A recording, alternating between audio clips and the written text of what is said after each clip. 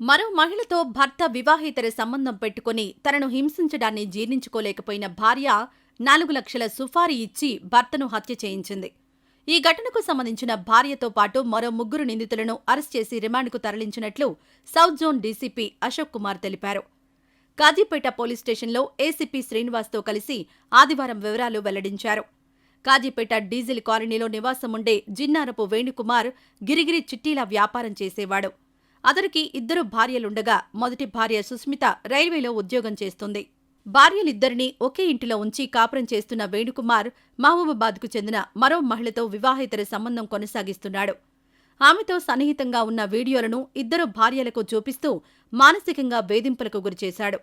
దీన్ని తట్టుకోలేకపోయిన మొదటి భార్య సుష్మిత తనకు దగ్గరి బంధువైన భూపాలపల్లి జిల్లా మొగుళ్లపల్లి మండలం ఇస్సిపేట గ్రామానికి చెందిన గడ్డం రత్నాకర్ అనే రౌడీ షీటర్కు 4 లక్షల సుపారీ ఇచ్చి తన భర్తను హత్య చేయాలని చెప్పింది. ఈ క్రమంలో రత్నాకర్ వరంగల్ జిల్లా నెక్కొండ గ్రామానికి చెందిన ఫోటోగ్రాఫర్ కొంగర అనిల్, ఇస్సిపేటకు చెందిన కటిక అనిల్కు సుపారీ విషయం చెప్పి వేణుకుమార్ను హత్య చేసేందుకు ఒప్పించాడు. పథకం ప్రకారం సెప్టెంబర్ 30న సుష్మిత తన భర్తకు పాయసంలో నిద్రమాత్రలు కలిపి తాగించింది. వేణుకుమార్ నిద్రలోకి జారుకున్న తరువాత అప్పటికే వేచి ఉన్న నిందితుల సహకారంతో కారులో పెద్దపల్లి జిల్లా మంతని వద్ద ఉన్న మానేరు వాగు సమీపంలో వేణుకుమార్ను గొంతు నులిమి హత్య చేసి పడేసి హన్మకొండకొచ్చారు.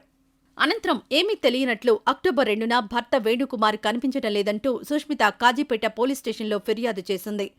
మంతని పోలీసులు వాగులో కనిపించిన మృతదేహాన్ని గుర్తు తెలియని శవంగా ప్రకటించారు. అయితే సుష్మిత ప్రతిరోజు పోలీస్ స్టేషన్కొచ్చి ఎక్కడలేని ప్రేమ వలకబోస్తూ ఏడుస్తూ ఉండడంతో అనుమానం వచ్చిన ఇన్స్పెక్టర్ గట్ల మహేందర్ రెడ్డి విషయాన్ని ఏసీపీ శ్రీనివాస్, డీసీపీలకు వివరించి కాల్ లిస్టు బయటకు తీశారు. ఆమె నిత్యం నిందితులతో మాట్లాడుతున్నట్లు వెల్లడైంది. దీంతో ప్రత్యేక పోలీసు బృందాలను ఏర్పాటు చేసి సుష్మితను అదుపులోకి తీసుకుని విచారించగా వేణుకుమార్ను సుపారీ ఇచ్చి హత్య చేయించినట్లుగా ఒప్పుకుంది. మంతని పోలీసుల సహకారంతో మృతదేహాన్ని వెలికితీసి రీపోస్టు మార్టం చేయించిన పోలీసులు శనివారం రాత్రి విశ్వసనీయ సమాచారం మేరకు నిందితులతో పాటు కారు, 4 సెల్ఫోన్లు స్వాధీనం చేసుకున్నారు. కేసును ఛేదించిన ఏసీపీ శ్రీనివాస్, ఇన్స్పెక్టర్ మహేందర్ రెడ్డి, ఎస్ఐలు వెంకటేశ్వర్లు, ప్రమోద్ కుమార్, రవికుమార్, సిబ్బందిని వరంగల్ సీపీ ఏవీ రంగనాథ్ అభినందించారు.